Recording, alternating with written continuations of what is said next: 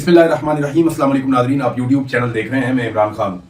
Nadreen, Pakistan Tehreek Insaf में 2 माह वाले ऐलान के बाद शदीद तकसीम पैदा होना शुरू हो गई है।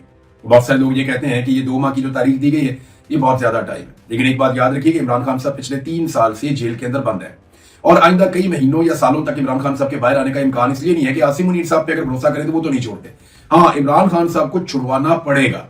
अब पाकिस्तानी आज छुड़वा ले, कल छुड़वा ले, परसों छुड़वा ले, मैं गारंटी करता हूं कि अगर सारे पाकिस्तानी निकल आए, यानी हर वो पाकिस्तानी जो अपने दिल के अंदर ये सोचता है कि इमरान खान साहब गैर कानूनी तौर पे जेल में बंद है, उनके साथ ज्यादती हो रही है, अगर हर पाकिस्तानी जो इसके बारे में यूं सोचता है वो खड़ा हो जाए ना सिर्फ 24-48 घंटों के लिए, तो इमरान खान साहब की जेल खत्म हो जाएगी, वो बाहर आ जाएंगे। तो ये जो मिलिट्री एस्टेब्लिशमेंट होती है ना, ये जुल्म करती है, जबर करती है, सारा कुछ करती है, लेकिन बेसिकली अंदर से ये बड़े कमजोर और खोखले होते हैं।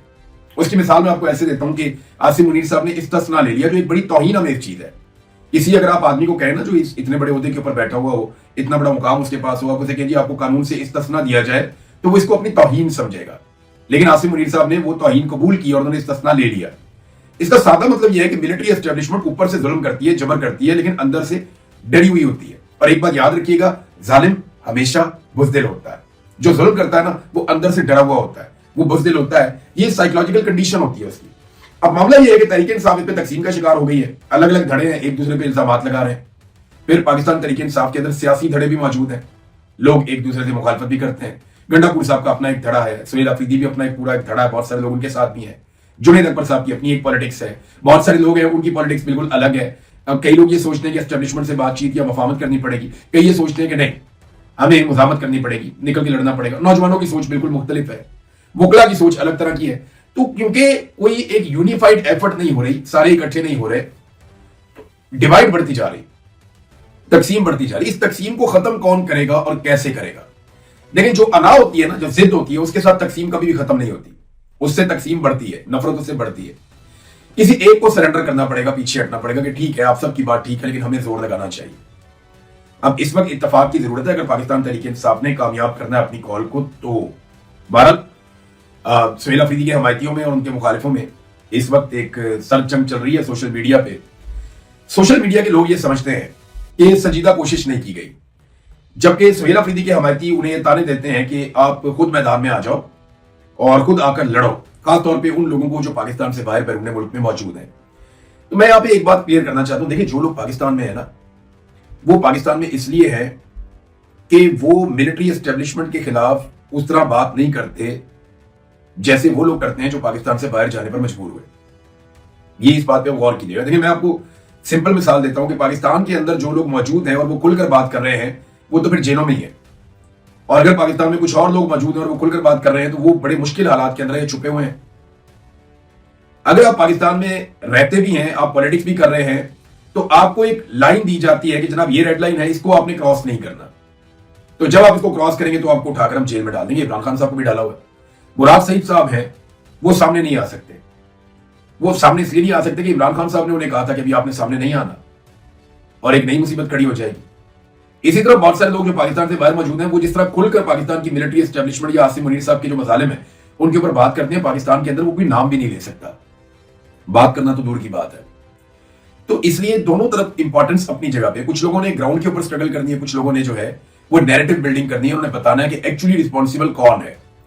देखिए हमारे पास पाकिस्तान में बहुत सारे ऐसे लोग हैं जो ग्राउंड के ऊपर बड़ी जिद्दोजहद करते हैं, वो खुलकर आते हैं, अपने लोगों को निकालते हैं, वो कोशिश करते हैं, जितना वो कर सकते हैं वो करते हैं प्रैक्टिकली, और वो बड़े काबिल एहतराम लोग हैं।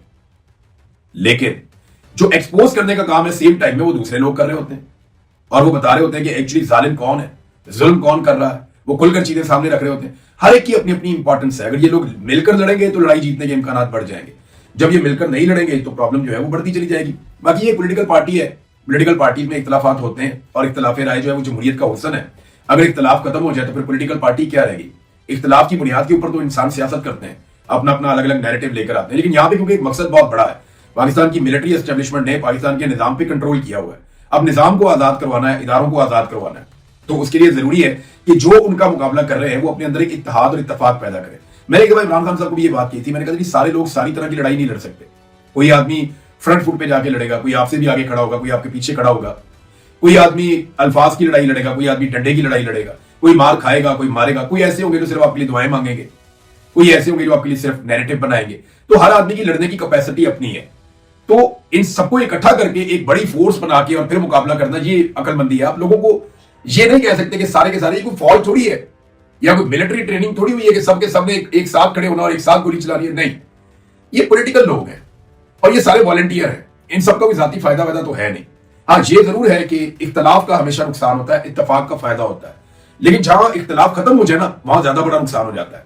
तो एक दूसरे को अकाउंटेबल करना भी बहुत जरूरी है। पॉलिटिकल पार्टी इतनी बड़ी होगी पीटीआई, तो उसके अंदर अगर छोटे छोटे धड़े भी निकाले ना, तो वो एक एक धड़ा बाकी पॉलिटिकल पार्टी से बड़ा हो गया। ये बात एक बहुत बड़ी हकीकत है। बहरहाल अब ये 2 महीने भी गुजर ही जाएंगे। इमरान खान साहब की बहनें खुद हैरान हो गई कि 2 महीने का टाइम दे दिया सुहेल अफरीदी साहब ने। लेकिन देखें, हमें याद रखना पड़ेगा कि ये 2 महीने भी गुजर ही जाएंगे। सुहेल अफरीदी साहब ने ये टाइम मांगा या उनके लोगों ने ये टाइम मांगा कि उन्हें तैयारी करनी है। अब इस अनाउंसमेंट को लगभग 36-37 घंटे गुजर गए हैं। इस बीच में हमने तैयारी शुरू होती हुई नहीं देखी। हमें कोई खबर नहीं मिली, कोई चीज नहीं मिली, कोई मीटिंग नहीं मिली। हमें पता नहीं चला कि तैयारी क्या की गई है और क्या की जा रही है। और अगर आप तैयारी के लिए 2 महीने चाहिए, तो इससे पहले जो इमरान खान साहब ने 1 साल पहले हुक्म दिया था कि तैयारी करो, 1 साल पहले इमरान खान साहब ने कहा था कि स्ट्रीट मूवमेंट शुरू करें, और जो इमरान खान साहब ने उस वक्त कहा था, उस 1 साल में जो तैयारी की है वो बताएं वो क्या की है।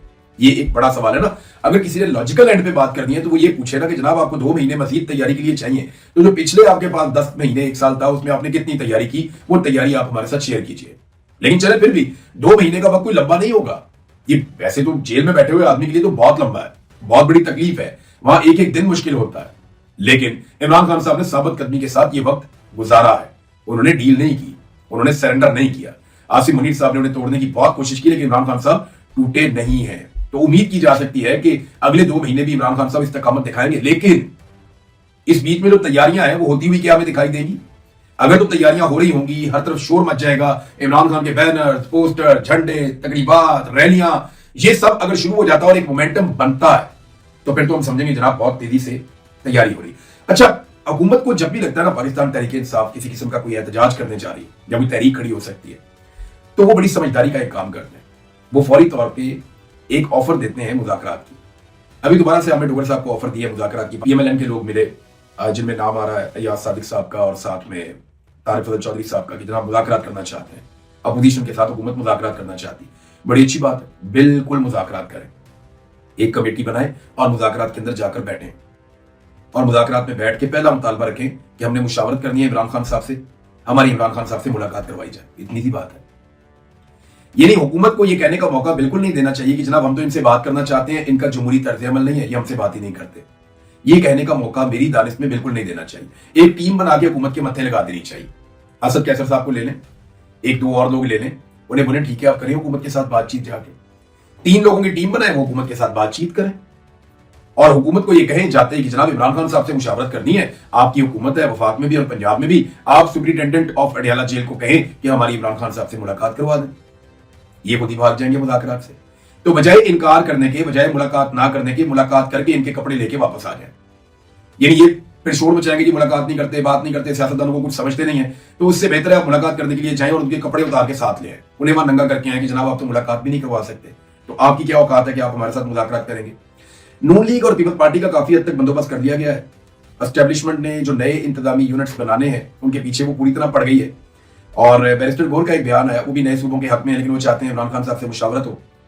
देखिए, ये तो इमरान खान साहब नहीं बताना कि नए सूबे बनाने या नहीं, वो खुद भी इसके हक में थे और मैं खुद भी इसके हक में हूं कि पाकिस्तान में ज्यादा इंतजामी यूनिट्स होने चाहिए। अब जिसका भी आइडिया है, आसिम मुनीर साहब के दिमाग में तो ये अब आया ना, मैं तो बड़े अरसे से कह रहा हूं, इमरान खान साहब भी कह रहे हैं और लोग भी कह रहे हैं नए सूबे बनने चाहिए, लेकिन नए सूबे जो है अवाम की मुंतखब हुकूमत बनाए।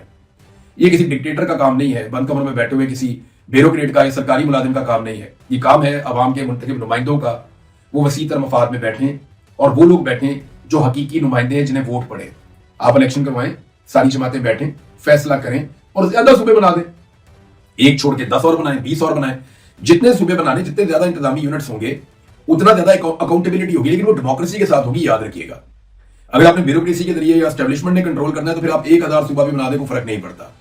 हाँ, अगर आप ये कंट्रोल करेंगे अवामी मुंतखब नुमाइंदों के जरिए से, जो हर 4-5 साल के बाद पब्लिक को जवाब दे होंगे, तो फिर आप सिस्टम को इवॉल्व होता हुआ, बेहतर होता हुआ देखेंगे। भारत नून लीग और पीपल्स पार्टी को राजी कर लिया जाएगा, इसमें कोई प्रॉब्लम की बात नहीं है।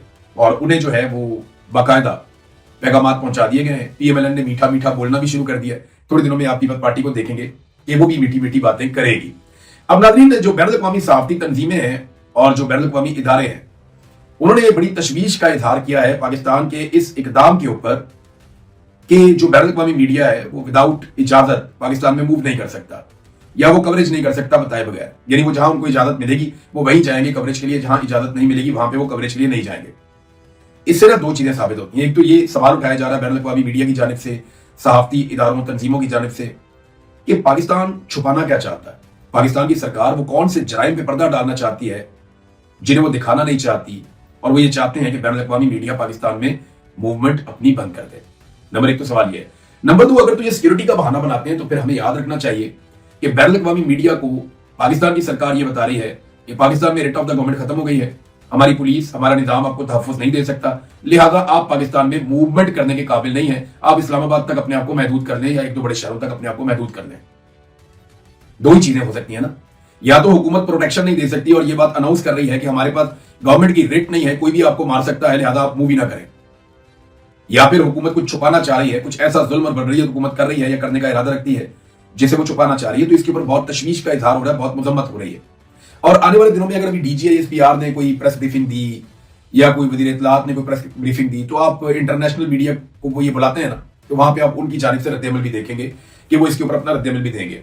इस वक्त जो नाज़रीन पाकिस्तान की इंटेलिजेंस एजेंसीज हैं उन्होंने एक नया सिस्टम बनाया, और ये क्योंकि मुझे जाती तौर पर पता चला, कुछ लोगों को इसका एक्सपीरियंस हुआ तो हमें समझ आ गई कि एक्चुअली ये कर क्या रहे हैं। फिर मैंने थोड़ा डिग आउट किया, इधर उधर लोगों को छेड़ा तो मुझे पता चल गया कि एक्चुअली ये खेल खेल क्या रहे हैं। तो आप सारी तरह गौर से सुन लें, खासतौर पे वो लोग जो इस वक्त मुजामत करना चाह रहे हैं। पाकिस्तान की सरकार ने, एजेंसियों ने बहुत सारे नंबरों को डाला हुआ है ऑब्जर्वेशन के ऊपर, यानी जैसे ही ट्रैकिंग पे लगाए हुए हैं उनके नंबर, जैसे ही उनमें से कोई आदमी उस जगह पहुंचता है जहां पे शिकारी बैठे हुए तो शिकारी उस आदमी को पकड़ लेते हैं शिकार समझ के। यानी कई लोग ऐसे हैं कि जो अपना सिम को बंद रखते हैं और अपना व्हाट्सएप इस्तेमाल करते हैं, और वो व्हाट्सएप इस्तेमाल करते हैं VPN लगा के, और इंटरनेट के कनेक्शन भी उनके नहीं पता कि किसके नाम के ऊपर है, तो ये लोग नहीं पकड़े जाते, इनके बारे में नहीं समझ आती। पाकिस्तान के इदारों के पास इतनी बड़ी सहूलत नहीं है कि ऐसे बहुत सारे लोगों को वो पकड़ ले, तो बहुत मुश्किल है, बड़ा लंबा प्रोसीजर है। तो जो लोग भी अपनी सिम ऑन करते हैं ना वो खतरे में आ जाते हैं और उनकी लोकेशन फौरन हाईलाइट हो जाती है। तो इस वक्त सैकड़ों नंबर ट्रैकिंग के ऊपर लगाए हुए हैं पाकिस्तान की इंटेलिजेंस एजेंसियों, उनमें से कोई भी, और इनमें ज्यादातर सहाफी भी हैं, सियासतदान भी है।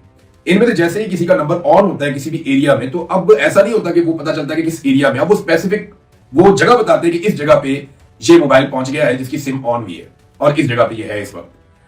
तो ये दहशतगर्दी रोकने के लिए कभी इस लेवल तक नहीं गए।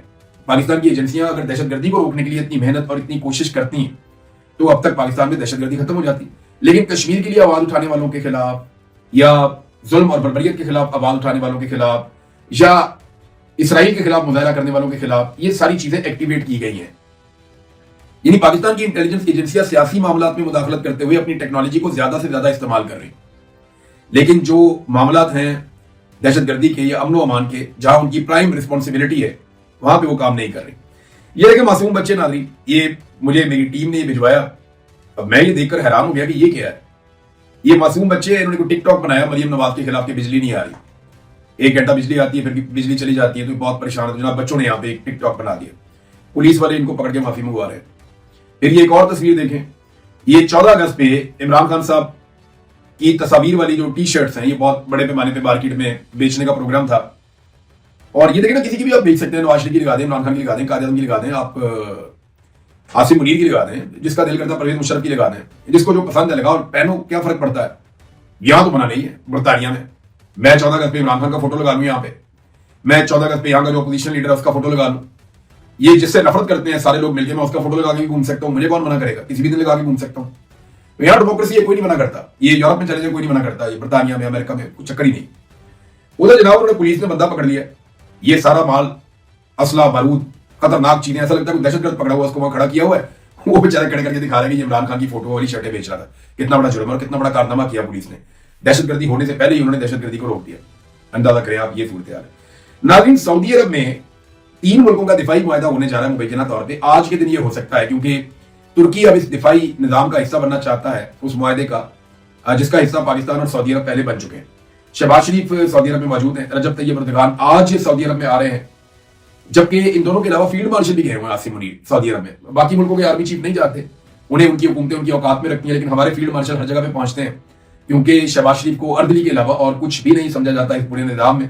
बहरहाल ये एक मुआहदा होने जा रहा है और ये एक दिफाई मायदा होगा। पाकिस्तान, तुर्की और सऊदी अरब के बीच में 3 मुल्क है। ये लोग कल को नौकरी पे नहीं भी होंगे तो ये मुआहदा तो रहेगा, लेकिन मुआहदे की जो शराइत हैं, जो मुआहदे की चीजें हैं, वो कौम के सामने जरूर रखनी चाहिए, ताकि पूरी कौम जान ले कि एक्चुअली हमने सऊदी अरब के साथ किस तरह का मुआहदा किया है, उसकी नौयत क्या है। बल्कि इन चीजों को पार्लियामेंट में डिस्कस करना चाहिए। जब आप एक पार्लिमानी जमहूरियत में होते हैं और आपके पास एक कौमी असम्बली है, सेनेट है, आपके पास कैबिनेट है, तो इन चीजों को डिस्कस करना चाहिए, क्योंकि ये उसूल है, ये एक जमहूरी असूल है। इसके बगैर आप चुप करके बंद कमरों में फैसले तो कर नहीं सकते। जमहूरियत में तो ऐसा नहीं होता। अब तक इतना ही। अपना ख्याल रखिएगा, अपने चैनल का भी। अल्लाह हाफ़िज़।